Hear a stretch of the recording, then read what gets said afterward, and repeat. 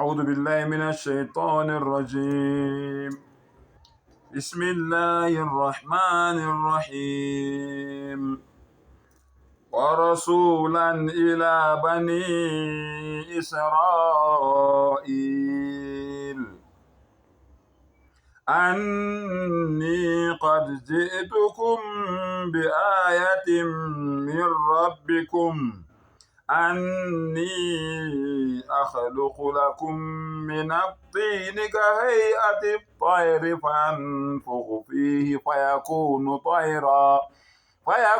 طيرا بإذن الله وأبرئ الأكمه والأبرص وأوحي الموتى بإذن الله وأنبئكم بما تأكلون وما تدخرون في بيوتكم إن في ذلك لآية لكم إن كنتم مؤمنين.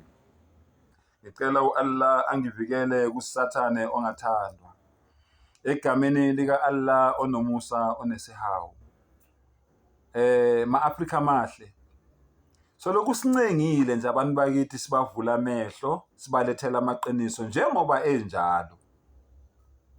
Lo Jesu Kristu noma lo Yeshua lo amakholwa amaKristu asambiza ngoNkulunkulu aseqhoshe ngaye kangaka asezigaxe kuye kangaka asezinekele kuye kangaka.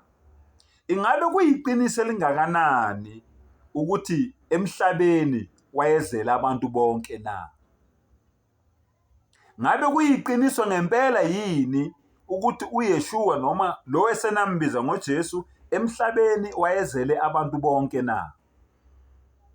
Uma ngabe siyakuprova lokho ukuthi kungamanga, amaKristu nabo bonke abakhonza uJesu nabakholelwa kuJesu bazobe sebeyitholile impendulo ukuthi ngempela uma ngithi mina lezi nkolo zabo zobuKristu yinkolo zikaSathane, ngikuthathaphi lokho?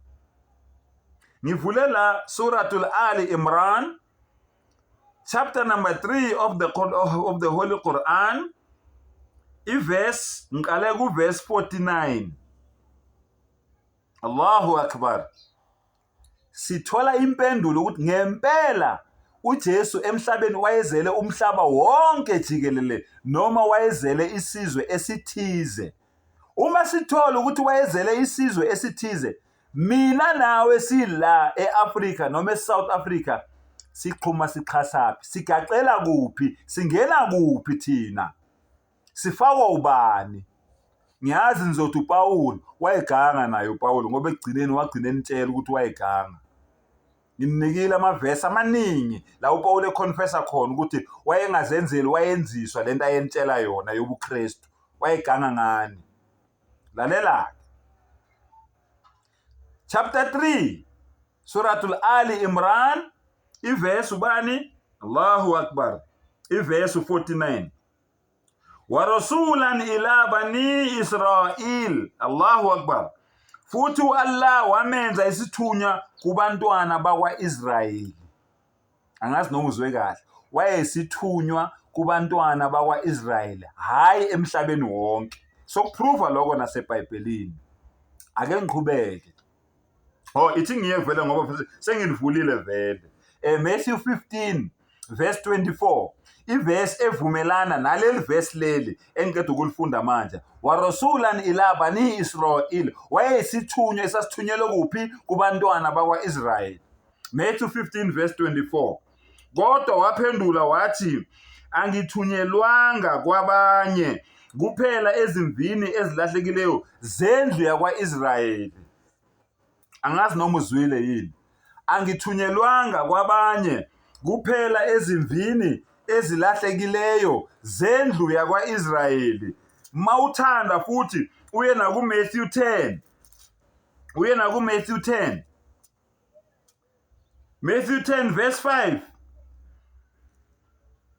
Laba abayishumi nambili uJesu wabathuma wabayala wathi, ulalele, uyala abafundi bakhe.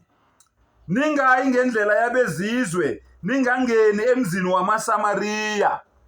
iSamariya neIsrael omakhelwane, zolamndeni.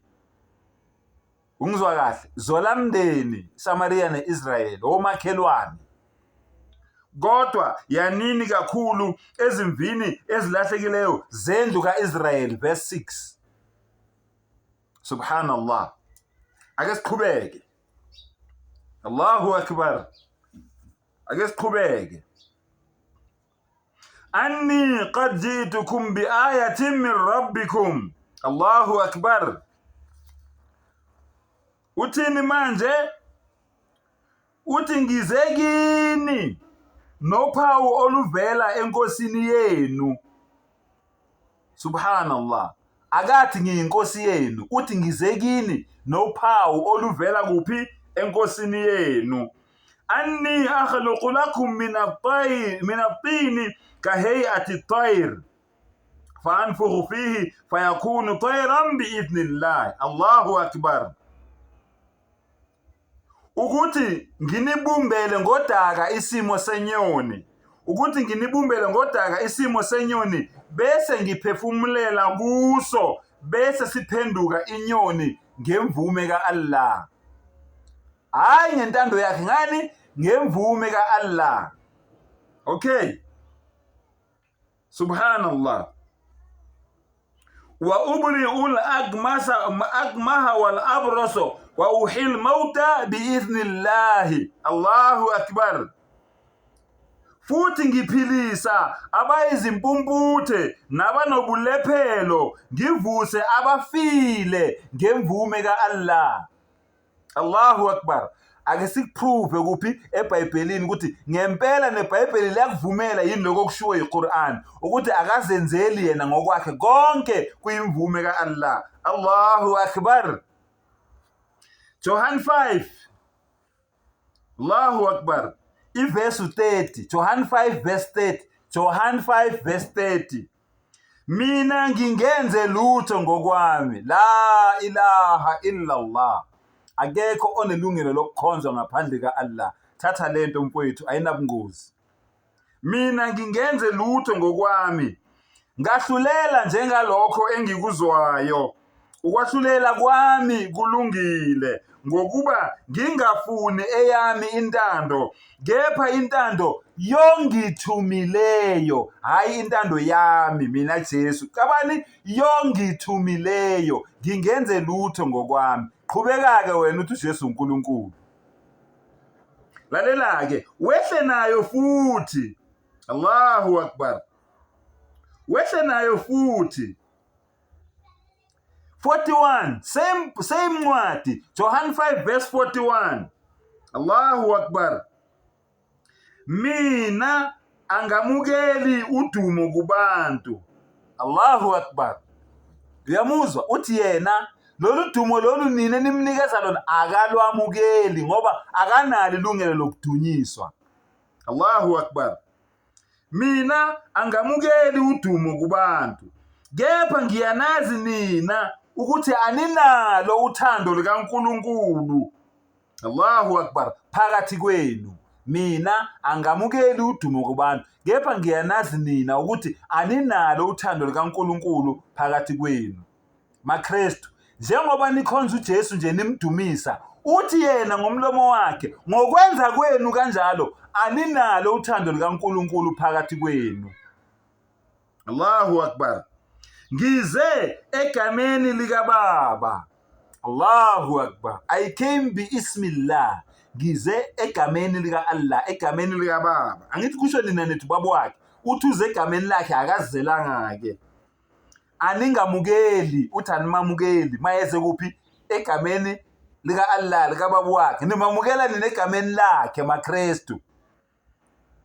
Subhanallah. Yekelani kulokhu nithi Jesus' name. In Jesus' name. No. In the name of God. Bismillah. In the name of God. Not in the name of Jesus. Uyanikhuza uJesu. Subhanallah. Uma kuza omunye egameni lakhe, niyamamukela yena. Omunye mayeza ngegama lakhe, niyamamukela yena. Allahu akbar. Manazaretha. niyamamukela uShembe egameni lakhe, nanga uJesu entshela. Ma-Revelation niyamukela uRadebe egameni lakhe. MaSiyoni niyamukela uLuhanyana egameni lakhe. Ma-IPCI niyamamukela uMndise egameni lakhe. Allahu Akbar. Yekelani ukukhonza abantu abaphila emhlabeni. Bayadla njengani, bayalala njengani, banabafazi njengani. Abanye babo bafile njengani. Kwangena iy'ngane zabo zabusa. Nani bakhonza senikhonza iy'ngane zabo. Ukuphi umqondo lapho? Subhanallah. uJesu niphuvele from the Quran ukuthi yonke ayenzayo ukwenza ngemvume kaAllah. Ngokuvulela iBhayibheli uyanitshela ukuthi nina animamukeli mayenitshela enifundisa amaqiniso, ngoba nina nifuna ukwenzani? Nifuna ukudumisana nodwa. Qhubekani-ke niye esihogweni, nazi ukuthi niye esihogweni.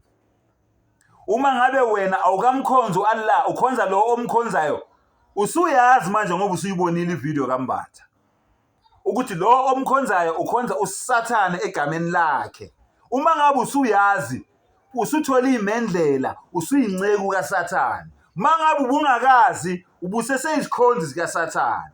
Wayibuka le video kaMbatha, wangakuyeka lokho okwenzayo, usuthola imendlela, usuyinceku kaSathane. Sengathi umdala ngazivula ingqondo, asivula amehlo. Wa akhiru dawana anilhamdulillahi rabbil alamin.